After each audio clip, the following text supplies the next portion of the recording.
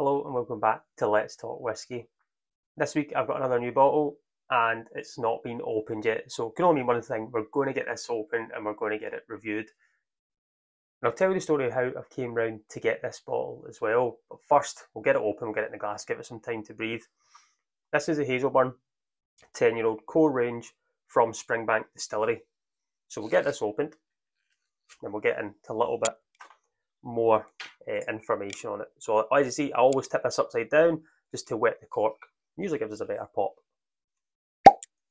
Just like that. A wee bit more.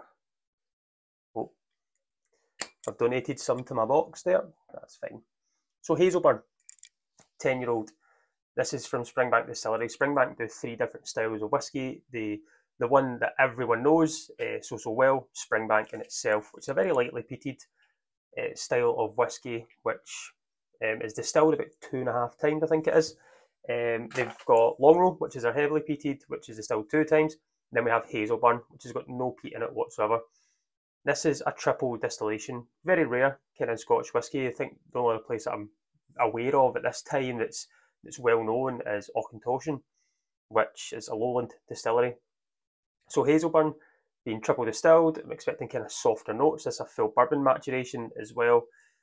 10 years, and it was bottled on the 17th of May 2023, just about a week or so after my birthday.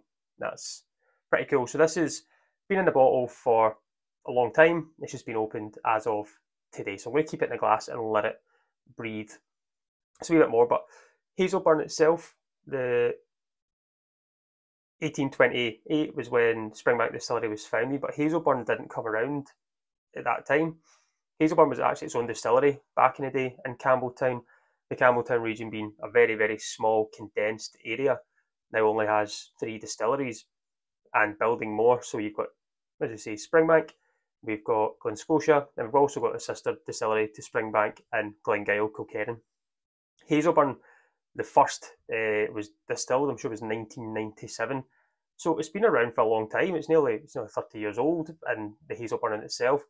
I've not really had much Hazelburn, to be honest. It's the thing that we're getting though. We're getting 10 years old, 46%, non-chill filter, natural colour, which is what we want in a whiskey, right? And it's got the 3 stills on the top there as well for the triple distillation, which I think is pretty cool. With this whiskey, I kind of paid for it, but I didn't pay for it. So there's a website, Instagram, Facebook, they've got everything called the Collectors Club competitions, and I've seen a couple of things coming up, and you buy a ticket. So I bought a wee ticket for 99 pence, didn't think anything of it. A live draw happened, and my name popped up, and I got an email saying, "Congratulations, you've won." And I'll just put it in here and show you. And I thought, there is no way that I've just won a bottle of whiskey, I can't believe it, for 99 pence. So I thought, I wonder if my luck's still in, I'll try again. And there was a 30-year-old Bruichladdich from 1988, and that was £1.99 for a ticket. And bought myself a ticket, and the following week I won that as well. So I was able to win 2, but I've put in bids for other things as well, bought other tickets and I've not won. But it was just amazing that I've been able to spend, £3 and win hundreds of pounds worth of whiskey. But I'm going to get them open, as you can see. This is the first one, and then the Bruichladdich will be getting open later in time. But it's an amazing thing the guys are doing, and it's just that little bit of kind of fun. It's responsible. And the 2 of them are great, John and Scott. They've got their, everything. They're just doing it brilliantly. So I was pretty glad to win this, especially Hazelburn, which is cool. I've had enough Springbank in my time, I've had enough Longrow, but I've just overlooked Hazelburn. So I'm expecting it to be lighter. Obviously, we've got no peat, but a kind of non-peated Campbelltown. I'm not sure what to expect, but I think enough of the chat, right? Let's get this on the nose and give it a wee taste as well and just see where we go. So the colour of it, kind of light barley, light straw. It's the legs on it there, they're just taking their time to come down. It's not super fast, not super slow, they're just taking their time. So yeah, slowly coming down, full bourbon maturation, which is a style of whiskey that I love. I love that kind of more sweeter note in the side of it and more tropical and things. So expect this, triple distilled. We'll see how we go. So we'll get this on the nose. It is light. It's like there's a soft lemon note to it. If you've squeezed a lemon and all the pulp and everything's come out, it's not that full citrus kind of bitter note. It's just kind of a softer, more kind of lemon side of things. It's it's like there's still that tiny wee bit. I would say there's a kind of softer oak note in there as well. A kind of sweeter wood. The I can't get away from that kind of crushed lemon, soft oak, a little bit of like kind of your lighter grapes again. It's not a sharp dram. It's not sharp fruits. It's a softer, I'd say, more mellow fruit note.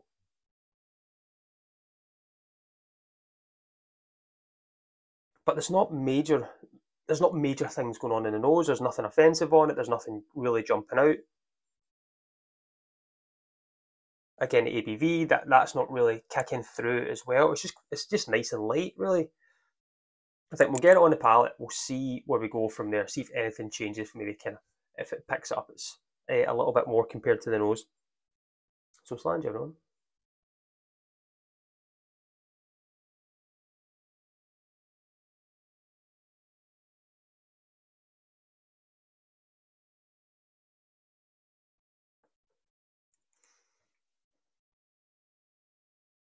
Again, it's light. It's got a nice mouthfeel. Lighter than I expected. Finishes slightly shorter than expected as well. Again, this could be triple distillation. No spice to it. It's just that kind of more softer, more mellow. Fruits, as I'm saying, with that kind of there's a soft like it's not like caramel or fudge. It's just a kind of something in between there, but a lighter note. So again, not like this full front sweetness that you're getting. It's slightly tiniest bit of dryness at the very, very end there.